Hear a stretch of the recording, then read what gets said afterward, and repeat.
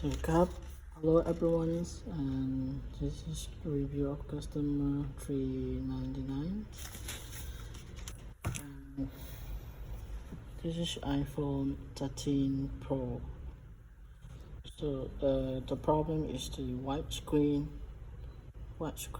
and we fix the white screen error by bypassing the screen, make a jumper wire without replacing the whole LCD. So this can be done successfully, and customer saves the cost. Another thing is customer able to use the original screen without replacing the OLED screen.